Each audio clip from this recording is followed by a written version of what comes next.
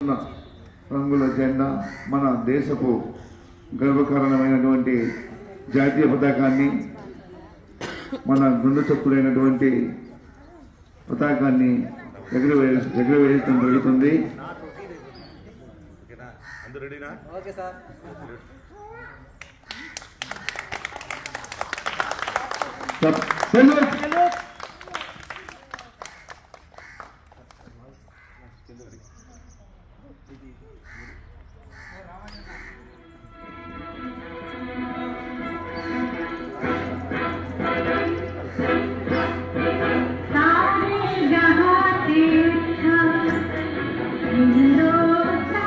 Thank you sir, జాతీయ పతాకాన్ని ఎగురవేసినందుకు.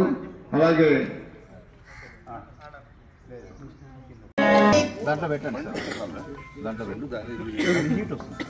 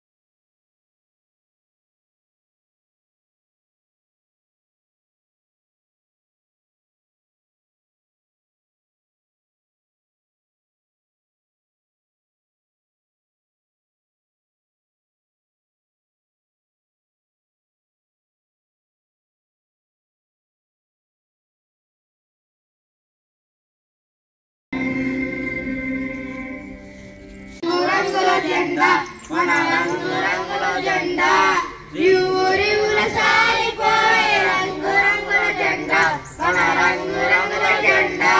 రండి ఓ బాలులార బండి బయలుదేరా, జెండా ఎగురవేళ. ఊరివుల సాగిపోయే రంగు రంగుల జెండా, మన రంగు రంగుల జెండా. కాషాయ రంగురా త్యాగానికి గుర్తురా, కాషాయ రంగురా త్యాగానికి గుర్తురా, తెల్లని రంగురా శాంతానికి గుర్తురా, తెల్లని రంగురా శాంతానికి గుర్తురా. రండి ఓ బాలులార బండి బయలుదేరా, జెండా ఎగురవేళ. ఊరువుల సాగిపోయే రంగు రంగుల జెండా, మన రంగు రంగుల జెండా.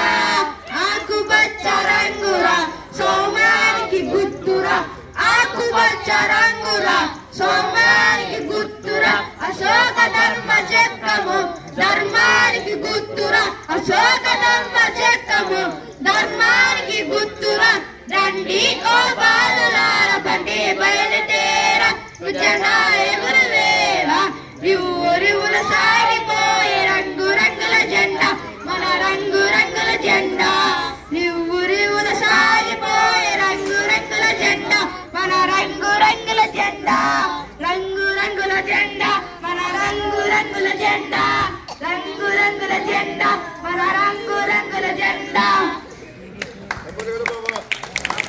దినోత్సవం జరుపుకుంటున్న పిల్లలందరికీ నా హృదయపూర్వక నమస్కారం. మరియు స్టాఫ్ అందరికీ కూడా నా యొక్క హృదయపూర్వక నమస్కారం. ఇప్పుడు వచ్చేసి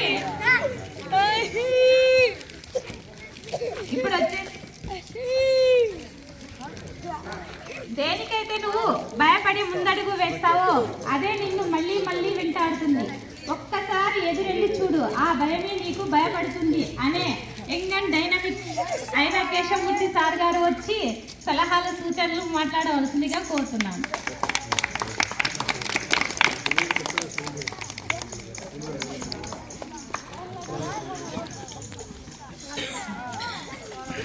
ఓకే, థ్యాంక్ యూ.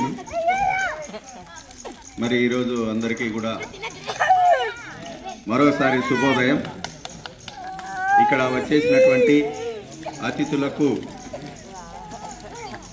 మరియు ముందుకు పోపండు. నాతోటి సిబ్బందికి, ఇక్కడ పనిచేస్తున్నటువంటి సిబ్బంది అందరికీ కూడా గణతంత్ర దినోత్సవ శుభాకాంక్షలు. అదేవిధంగా ఇక్కడ ఉన్న పిల్లలందరికీ కూడా నా యొక్క ఆశీస్సులు.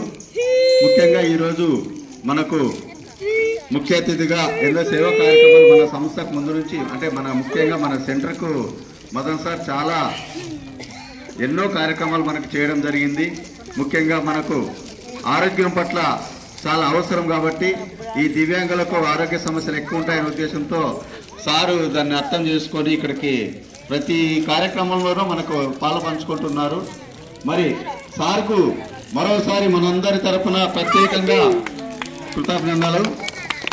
మరి ఈరోజు ముఖ్యంగా 76వ గణతంత్ర దినోత్సవం అంటే మనకు స్వాతంత్రం వచ్చి ఆగస్టు 15 వచ్చింది. అదేవిధంగా కోయిలమ్మ గొంతుతో కొత్త పాటని వినిపించరాకు, తీయనైన గొంతుతో తేనె పాటని నిదురించుచున్న ఈ మానవలోకం, నిదురించుచున్న ఈ మానవలోకం మేలు కలపగలదా ఈ మధుర గీతము, నా మధుర గానము పాడనాకు. కోయిలమ్మ గొంతుతో కొత్త పాటని వినిపించనాకు, తీయనైన గొంతుతో తేనె పాటని కన్న తండ్రి వికలాంగుని గొంతు పిసికి చంపితే కళ్ళు తెరిచి సమాజము చూస్తూరుకున్నది. కన్న తండ్రి వికలాంగుని గొంతు పిసికి చంపితే కళ్ళు తెరిచి సమాజము చూస్తూరుకున్నది.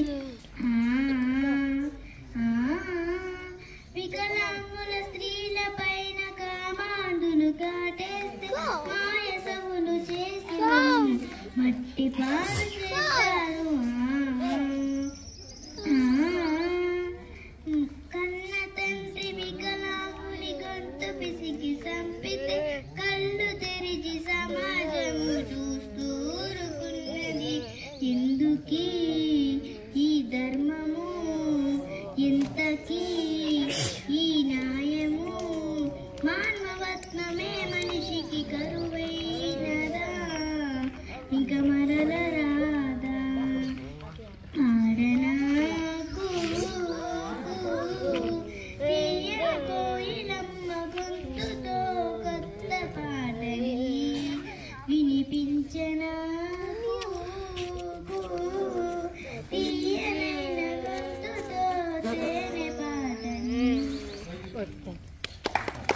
నేను అఖిల్ సాయి వాళ్ళ ఫాదర్ని. అందరికీ మేనేజర్ సార్ గారికి, మదన్ సుమార్ సార్ గారికి, బాబ్జాన్ సార్ గారికి, ఇక్కడ వచ్చిన ఆయాలకి అందరికీ నా హృదయపూర్వక నమస్కారాలు తెలుపుకుంటూ, ఆర్డిటి గురించి నేను చాలా మాట్లాడాలని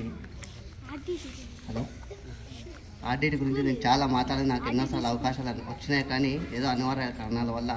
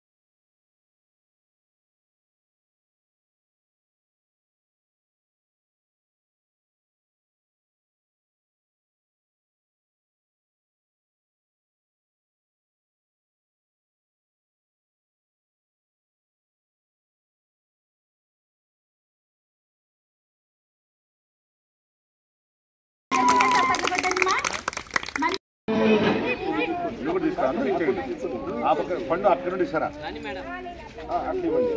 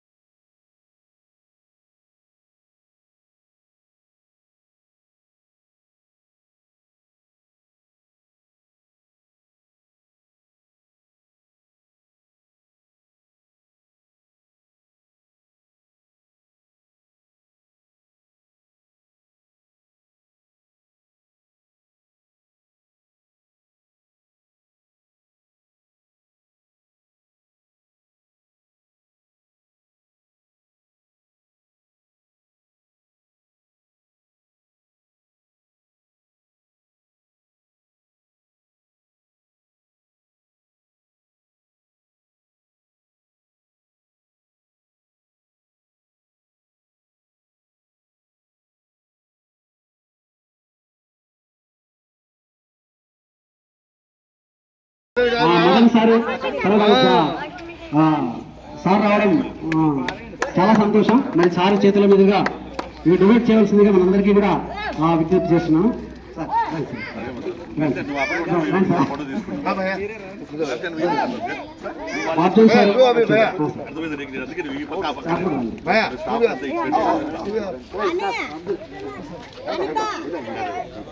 Anitha okay Anusha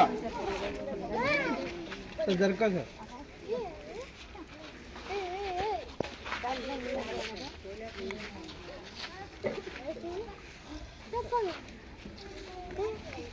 okay thank you sir అందరూ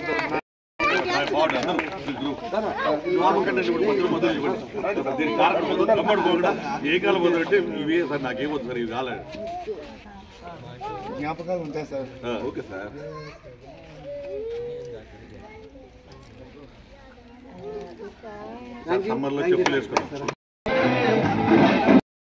మనందరం కూడా నిజంగా కళ్ళారా చూస్తున్నాం. ఎందుకంటే సారు ఒక 2 వారాల కింద మా సెంటర్కి రావడం జరిగింది. నిజంగా పిల్లలంటే చాలా అమితమైన ప్రేమ. నిజంగా ఆ పిల్లలు జొల్లు కాల్చుకుంటున్న దగ్గర పోయి వాళ్ళతో దగ్గరగా పోయి పలకరించేటువంటి ప్రేమానుభూతి సార్లో నిజంగా ఉంది అని మనం నిజంగా చెప్పొచ్చు అన్నమాట. అంటే అట్లాంటి మంచి మనసు. ఎందుకంటే ఈ సమాజంలో ఈవెన్ ఫాదర్ ఫెర్రర్ సంస్థ పెద్దలు కూడా ఏమన్నారంటే, మనం అభివృద్ధి చేయాలి అంటే, అభివృద్ధి కావాలంటే అది ఒక్కరితోనే కాదు, చాలా మంది చాలా చేతులు కలిస్తే ఆ అభివృద్ధి నిజంగా విజయవంతం అవుతుందని నిజంగా నమ్మినటువంటి వ్యక్తి ఫాదర్ ఫెర్రర్.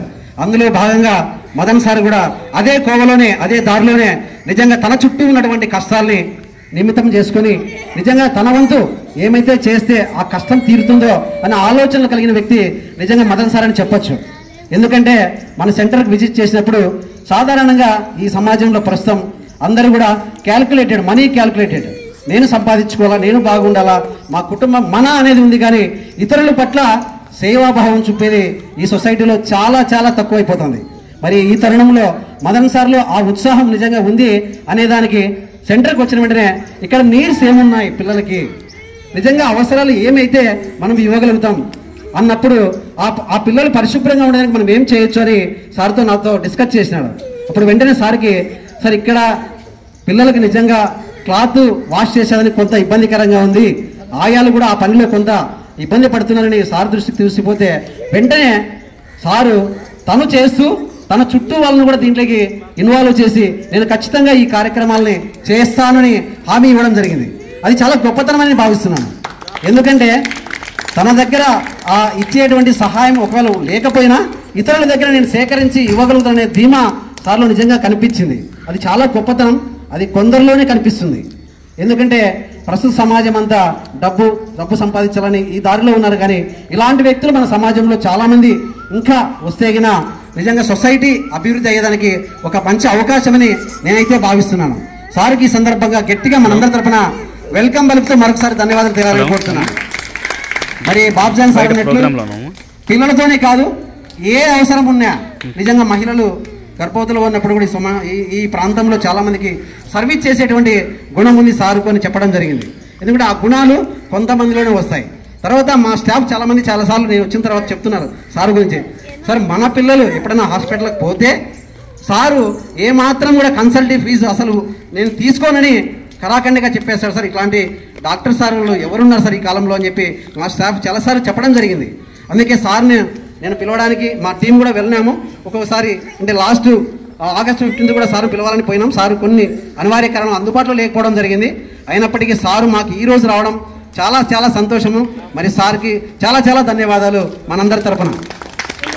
మరి అదేవిధంగా ఇంకొక అంశం గణతంత్ర దినోత్సవం. ఈరోజు మన ప్రపంచంలో చాలా దేశాలు ఉన్నాయి.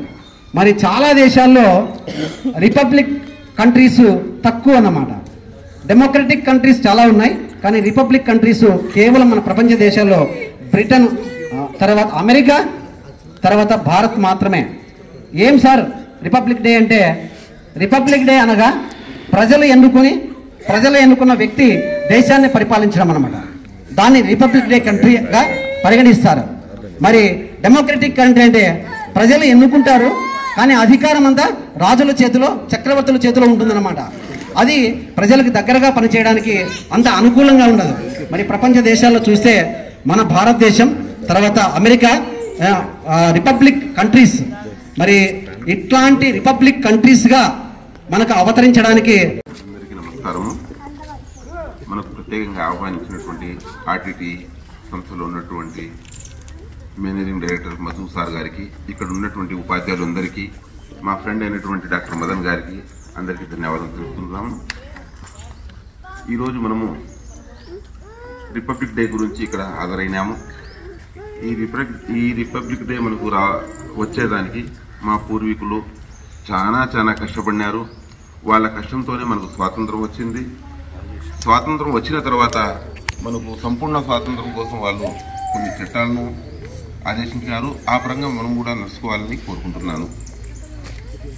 మనము ఈరోజు ఇక్కడ మనం అందరం కలిసినాము, కానీ ఇది చాలా సంతోషంగా ఉంది. అంతేకాకుండా మా మిత్రుడైనటువంటి డాక్టర్ మదన్ సార్ గారు డాక్టరేట్ తీసుకున్నప్పటి నుండి మంచి సేవా కార్యక్రమంలో పాల్గొంటున్నారు. ఆయన మన కదిరికి ఏరియా ఆసుపత్రిలో పని చేసే టైంలో ట్రైనింగ్ చేసే టైంలో ఆ కాలంలో కూడా ఇంచుమించు 15 సంవత్సరాల మాట నేను చెప్తున్నాను. ఆ రోజు కూడా మన ఏరియా హాస్పిటల్లో మంచి కార్యక్రమాలు చేపట్టినారు. మన ఏరియా హాస్పిటల్లో ఒక టైంలో గర్భిణీ స్త్రీలకు ఇదే చలికాలంలోనే గర్భిణీ స్త్రీలకు వేడి నీటి సౌలభ్యం లేకుండా ఉంది. అందుకోసం ఆ 15 ఏళ్ల క్రితమే ఆయన మంచి మనసుతో ఆలోచన చేసి అప్పుడు మనము గ్లీజర్స్ కూడా ఫిట్టింగ్ చేయడం జరిగింది. అట్లా మంచి కార్యక్రమాలు పాల్గొన్నారు. అంతేకాకుండా రోటరీ క్లబ్లో కూడా ఆయన మంచి సేవా కార్యక్రమాలు చేసినారు. రోటరీ క్లబ్లో ఇంచుమించు గత 20 ఏళ్ల నుండి ఆయన అధ్యక్ష పాలనలో ఉండి మంచి సేవా కార్యక్రమాల్లో పాల్పంచుకున్నారు. అంతేకాకుండా ఇదే రోటరీ క్లబ్లో మనం ఇంచుమించు ఒక 15 సంవత్సరాల నుండి మన సంక్రాంతి శుభ సందర్భంగా ముగ్గుల పోటీలు అయితేనేమి, మళ్ళీ మన పిల్లలు విద్యార్థులందరికీ కలిసిమెలిసి ఉచితంగా ఇది చేయడం ఏమి, ఆయన కార్యక్రమాలు చాలా మంచిగా ఉన్నాయి. అంతేకాకుండా విలేజెస్లో ఉన్నటువంటి చిన్న స్కూళ్ళలో విద్యార్థులకు చెప్పులు కాటుంటే ఆయన ఇవ్వడం జరిగింది. అంతేకాకుండా బ్యాగులతో ప్లస్ యూనిఫామ్లతో కూడా ఆయన సత్కరించినారు. ఇట్లా మంచి మనసుకున్నటువంటి డాక్టర్ మదన్ గారికి దేవుడు ఇంకా ముందుకు తీసుకుని పోవాలని నేను నా మనసులో కోరుకుంటున్నాను. ఈ అవకాశం ఇచ్చినటువంటి ప్రతి ఒక్కరికి, ఇక్కడ ఉండేటువంటి స్టాఫ్ అందరికీ నా తరఫు నుండి ధన్యవాదాలు చెప్తున్నాను. క్లారిటీ ఇస్తాను. మనకు స్వాతంత్రము నిజంగా ఆ బ్రిటిష్ పాలన నుండి ఎంతోమంది త్యాగశీలుల ఫలితమే ఆ స్వాతంత్రం వచ్చిన తర్వాత ఇంత పెద్ద దేశము, ఎన్నో మతాలు, కులాలు, జాతులు ఉన్న ఈ భారతదేశము ఒక పద్ధతిలో నడవాలంటే ఒక రాజ్యాంగం ఉండాలని చెప్పి దాదాపు 2 సంవత్సరాల 11 నెలల 18 రోజులు ఎంతో ఇన్ని రోజులు ఒక డ్రాఫ్ట్ కమిటీ ఏర్పడి ఒక పద్ధతిగా ఇంత పెద్ద ప్రపంచంలోనే అతిపెద్ద ప్రజాస్వామ్య దేశమైన మనది ఒక పద్ధతిగా నడవాలంటే ఒక రాజ్యాంగం ఉండాలి. ఆ రాజ్యాంగాన్ని మనం రచించి అమలులోకి వచ్చిన దినమే ఇది గణతంత్ర దినోత్సవం. ఇది 1950లో స్టార్ట్ అయింది. దీంట్లోనే గణతంత్రము, గణం అంటే జనము, తంత్రం అంటే సూత్రం. సో ఈ జనాలందరూ మనకు స్వాతంత్రం వచ్చిన తర్వాత ఒక పద్ధతిగా మనం ముందుకెళ్ళాలి. ఇంత పెద్ద స్వాతంత్ర ప్రజాస్వామ్య దేశంలో వెళ్ళాలంటే, ముందుకెళ్ళాలంటే ఒక రాజ్యాంగం ఉండాలి రచించిన రోజు. కాబట్టి దీన్ని మనము జరుపుకుంటున్నాము. రకరకాల దేశాల నుండి, న్యాయ వ్యవస్థ, అమెరికా నుండి, అట్లా ఏ ప్రపంచంలో ఏది బెస్టో 2 సంవత్సరాలు కష్టపడినారు దీనికోసం. దాదాపు 3 సంవత్సరాలు క్యాలిక్యులేట్ చేసుకుంటే. ఎందుకంటే న్యాయ వ్యవస్థ ఈ అమెరికా నుండి ఇట్లా ప్రపంచంలో ఏది బెస్ట్ ఉందో అవన్నీ తీసుకొని మనకు అందజేసిన అందరికీ, ముఖ్యంగా అంబేద్కర్ గారు దీనికి కమిటీకి చైర్మన్, వారికి అందరినీ మనం తలుచుకుంటూ ఈరోజు మనం ఈ రిపబ్లిక్ డేని జరుపుకుంటున్నాము. అలాగే ఇక్కడికి నన్ను ముఖ్య అతిథిగా రావడానికి కారకులైన ఆర్డిటి సంస్థ, మరి ఆర్డిలో పనిచేసే ఎస్టీన్ గారికి, మరి మధు గారికి, ఇక్కడ స్టాఫ్కి మనస్ఫూర్తిగా ధన్యవాదాలు తెలుస్తున్నాను. నన్ను చాలామంది యాక్చువల్గా స్కూల్స్కి అందరూ పిలుస్తుంటారు. డాక్టర్ అంటే రిపబ్లిక్ డే వచ్చిందంటే అందరూ పిలుస్తుంటారు ఇదండి. అది ఎందుకు నేను అవాయిడ్ చేస్తాను. దాదాపు గవర్నమెంట్ స్కూల్స్, నేను ఇంతవరకు దాదాపు గవర్నమెంట్ స్కూల్స్, చిన్న చిన్న స్కూల్స్కి పోతాను. నాకు అదే ఎక్కడ పోయామని కదా, నేను ఎంత హ్యాపీగా ఉన్నాను అనేది నాకు ఇష్టం. ఎంత పెద్ద సంస్థలో పోయినాను కాబట్టి ఎక్కడున్నాను, నాకు ఇక్కడ వస్తే అదొక ఆనందం అండి. మీకు చెప్తాను, మీరందరూ రాకముందు పాత వాళ్ళు ఉంటారు. ఇంతకుముందు వీళ్ళతో సినిమాకి వెళ్ళేవాడిని.